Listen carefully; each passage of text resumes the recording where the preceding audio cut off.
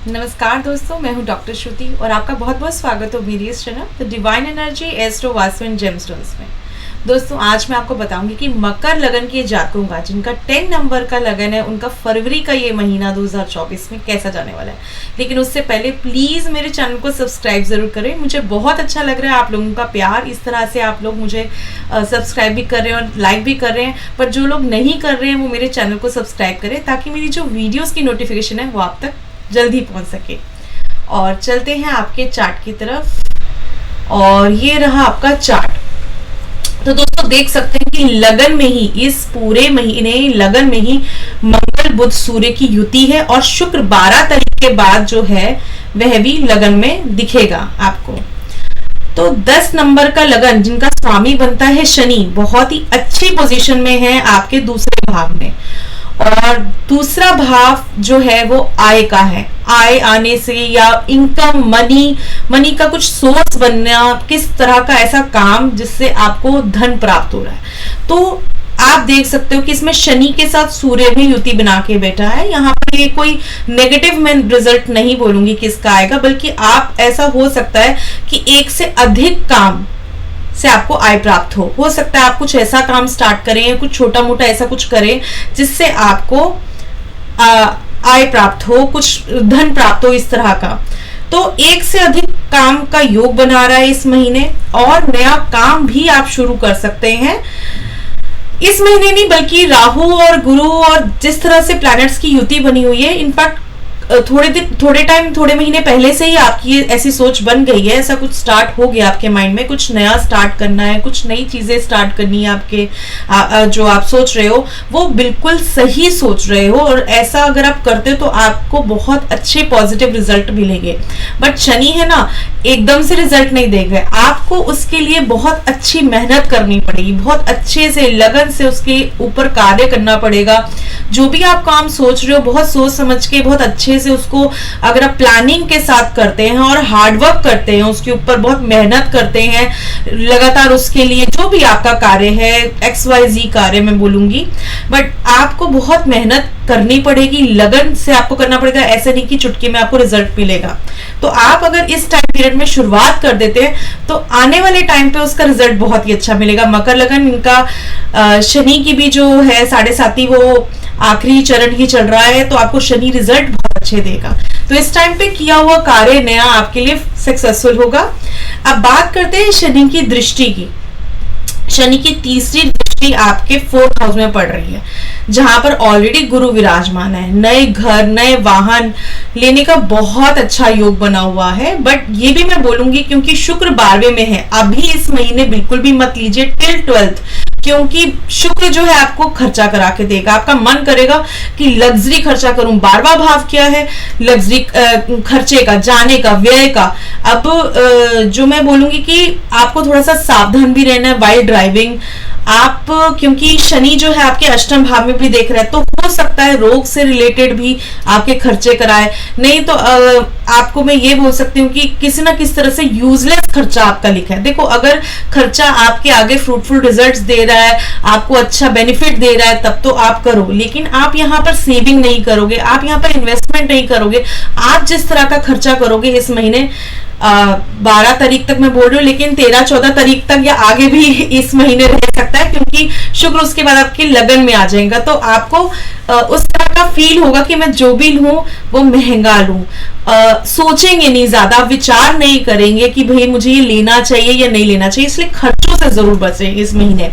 नया कार्य करें, नए कार्य के ऊपर अगर आपको कुछ करना है स्पेंड, तो 12 तारीख के बाद आप करिए, लेकिन उसमें मेहनत जरूर करें। ये तो हो गया पहली बात। शुक्र खर्चा बाकी चीजों पे नहीं करना, लग्जरी कार्य में नहीं करना। कुछ भी ऐसा आप कपड़े या कुछ भी फैशन की आइटम्स आपको अभी बिल्कुल नहीं खरीदनी, क्योंकि आप जाएंगे 4 रुपए खर्च करने के लिए, कर आएंगे 4000 रुपए। मतलब आपको एक एग्जांपल दे रही हूँ कि आप थोड़ा खर्च करने जाएंगे लेकिन आपसे बहुत ज्यादा खर्चा हो जाएगा। तो अभी बचे।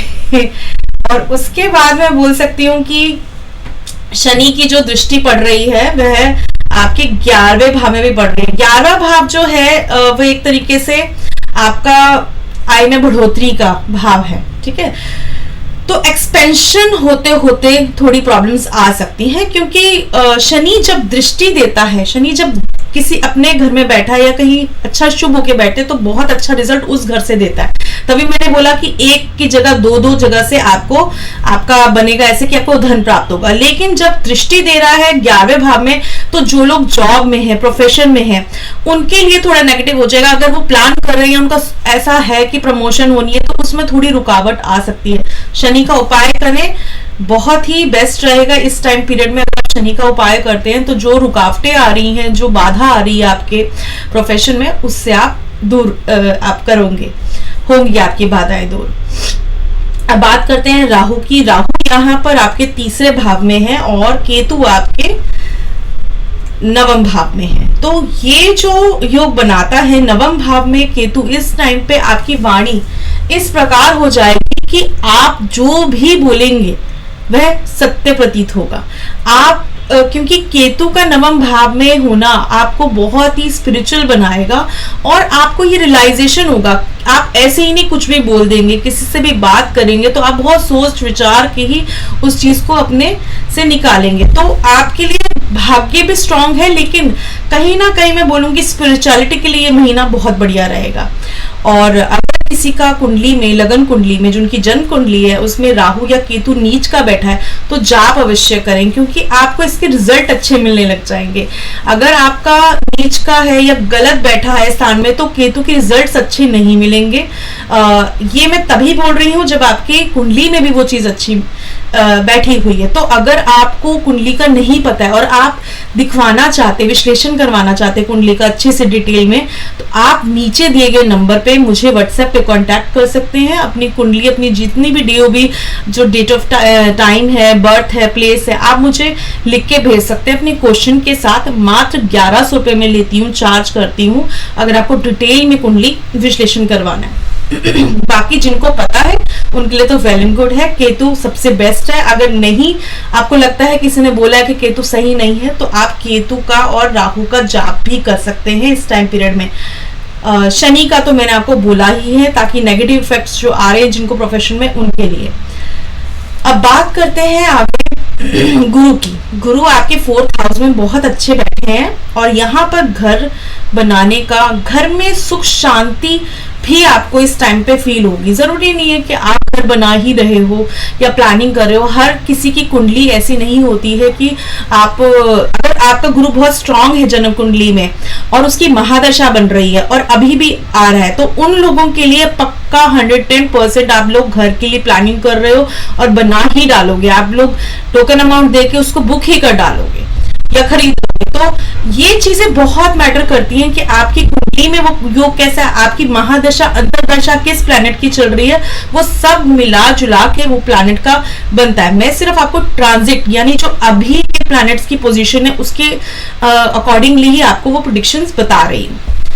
तो ये गुरु की 4th हाउस में अगर आपका अच्छा है, जैसे कि मैंने बोला, तो घर की आपकी प्लानिंग रहेगी जरूर, क्योंकि घर से रिलेटेड सुख शांति की भी आपका योग बन रहा है यहाँ गुरु के होने से। और गुरु क्योंकि प्रोफेशन हाउस में भी देख रहे अपनी 7th दृष्टि से, तो बहुत ही फेवरेबल रिजल्ट देगा। वहां पर आपको प्रोफेशन में सपोर्ट करेगा, ब्लेस देगा।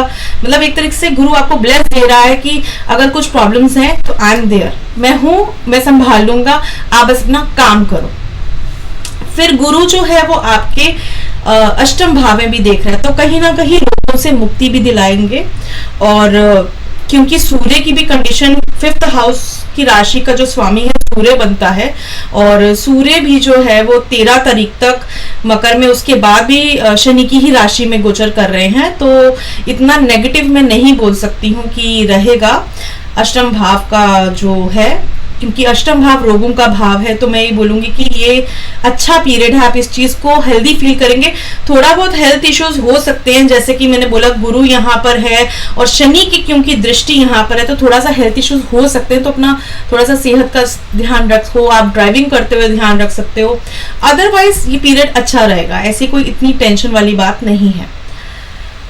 और गुरु की दृष्टि 12वें भाव में भी पड़ रही है, तो गुरु भी आपका कहीं ना कहीं से धन व्यय करवा रहा है 12वें भाव में दृष्टि होने के कारण। तो इसलिए मैं बोल रही हूँ कि किसी ना किसी तरह से आप इस महीने में थोड़ा सा अपने आप को कंट्रोल करिए। आप खर्चा करने में अपने आप को अगर इस महीने कंट्रोल करते हैं, हालांकि गुरु आगे टाइम के लिए भी है, वो मैं आपको कुंडली में बताती रहूंगी महीने के साथ साथ, जैसे जैसे महीने आते रहेंगे कि क्या प्लैनेटरी पोजीशन सब बैठी है। बट अब अदरवाइज शुक्र नीच का है तो मैं बोलूंगी कि अभी कुछ भी लग्जरी ना करें बस, और खर्चा करने से मतलब थोड़ा बचें। तो ये आपका रहा। शुक्र का भी आप उपाय कर सकते हैं या जाप कर सकते हैं, क्योंकि ये दोनों चीजें तो मस्ट हैं। शुक्र का भी जाप करेंगे तो अगर आपका मन भी कर रहा होगा तो उस मन को आप कंट्रोल कर पाएंगे। क्या होता है कि हर चीज अपने हाथ में नहीं होती है। कई बार आपका होता है आप बाहर ही निकल रहे हो, मन करा चलो आपने ये ले लिया, या आपका प्लान कुछ बन रहा है तो आपने छोटा सोचा है कि ये चीज में इतना, लेकिन कर में आप बहुत ज्यादा खर्चा आपने कर लिया, तो वो हाथ में आपके नहीं है, क्योंकि आप के योग ऐसे बने हुए। तो उसके लिए बेटर है आप पूरे महीने शुक्र का जाप करें, 108 बारी जाप करें, ताकि आप में वो अपने आप प्लैनेट जो है वो प्लीज हो जाए आप, क्योंकि प्लैनेट को एक तरीके से प्लीज ही करते हैं कि इस तरह के नेगेटिव इफेक्ट्स हमें ना दें। तो वो आप कर सकते हैं। और शुक्र की जो दृष्टि है वह आपके 6th हाउस में भी पड़ रही है। तो 6th हाउस में जो दृष्टि है, 6th हाउस पीछे से बोलने वाले लोग, जैसे आपको इस टाइम पे फील होगा कि आपके पीठ पीछे बहुत लोग हैं जो आपके बुराई करने के लिए लगे हुए हैं, बट थोड़े टाइम के लिए ही अब बचा है। शुक्र पीछे से पिछले महीने से ही आपको ये रियलाइजेशन चल रही थी, और अब आगे आधे महीने के बाद मतलब 13th 14th के बाद आपको ये टाइम पीरियड आपके लिए बहुत बढ़िया हो जाएगा। तो फिर इस तरह की चीजें नहीं होंगी। तो इसको मैं कहूंगी कि इग्नोर करें और फिर वही शुक्र का जाप करें, तो इससे आप अपने आप बच जाएंगे। आपको ऐसी कोई ज्यादा प्रॉब्लम्स नहीं फील होंगी। और स्टूडेंट्स के लिए मैं कहूंगी, क्योंकि शुक्र स्वामी बनता है आपके 5th हाउस का, तो उनको अभी बहुत जरूरत है प्रैक्टिस करने की, ज्यादा काम करने की, ज्यादा एफर्ट्स लगाने की, क्योंकि शुक्र अभी अच्छी कंडीशन में नहीं है। और 2nd हाउस का स्वामी भी शुक्र बन रहा है, तो इतनी अच्छी पोजीशन स्टूडेंट्स की नहीं रहेगी। तो मेहनत ज्यादा करें, लगन करें। इधर उधर अगर आपका ध्यान भटक रहा है तो उसको कंट्रोल करें, ताकि आप उसमें जो आपके मार्क्स हैं, जो आपकी आगे पढ़ाई है, उसमें कोई बाधा ना आए। और स्टूडेंट्स के लिए भी मस्ट है शुक्र का जाप करना, क्योंकि स्टूडेंट्स का तो भावी पंचम है और पंचम का स्वामी ही शुक्र बन रहा है, तो आपको तो बिल्कुल ही शुक्र का जाप करना चाहिए। और आगे रही बात जो लगन की बात, जिससे मैंने स्टार्ट किया था ये राशिफल, कि मंगल, बुध, सूर्य और 12 तारीख के बाद शुक्र भी लगन में युति बना के बैठे, तो कैसा रहेगा ये फल। देखिए, मंगल की ये उच्च राशि है मकर, ठीक है, तो इस लिहाज से बहुत ही बढ़िया रहेगा। मंगल क्या है, स्पीड, एकदम से जो चीज स्लो चली आ रही थी आपके लिए, मंगल के आने से, पिछले महीने से ही मंगल आया हुआ है, मंगल के आने से ही एकदम से स्पीड में कार्य स्टार्ट हो जाएंगे आपके। आपका दिमाग ऐसा बढ़ेगा कि मैं अब तक ये कर क्यों नहीं रहा था या रही थी, अभी करूंगी इसको अप्लाई। मैं सोच रही थी लेकिन अब तो मैं ये करके रहूंगी, ऐसा आपके अंदर ऐसे विचार आने लगेंगे। क्योंकि 1st हाउस क्या है, लगन का हाउस, ठीक है, और 10 नंबर आपका लगन का जो राशि है वो शनि बनता है, तो शनि भी बहुत उच्च होके बैठा है, वो कहता है हार्ड वर्क करो। मंगल यहाँ बैठ गए, वो कहते हैं कि भैया मैं तो बहुत अच्छे से जल्दी से काम करूंगा और करना ही करना है। बुध जो है वाणी का कारक है, सोच बुद्धि का कारक है, वो भी बहुत अच्छे से बैठे हैं। शुक्र भी आ गए यहाँ पर, सूर्य भी यहाँ पर है, तो सूर्य का तेज भी बहुत है। तो सारी चीजें मिला के आपके व्यक्तित्व को, आपकी लगन को बहुत स्ट्रांग बना देगा। यानी कि इस टाइम पीरियड में जो है वो आपको लोग देखेंगे, आपकी बातें सुनेंगे, तो उनको लगेगा कि यार ये बंदा इज वाओ, या ये बंदी तो मतलब वाओ है, कि कितना बढ़िया है, इसको कितना ज्ञान है, इसको कितनी चीजें की समझ है। मतलब इस तरह का आपका व्यक्तित्व हो जाएगा कि लोग अट्रैक्ट होंगे आपकी तरफ। तो ये महीना ओवरऑल बहुत बढ़िया रहेगा। आने वाला नेक्स्ट महीने का मैं जल्दी से लेकर आऊंगी, और तब तक के लिए मेरे चैनल को सब्सक्राइब करें, और मेरी वीडियो अगर आपको पसंद आती है तो लाइक एंड शेयर भी जरूर करें। Take care and bye bye.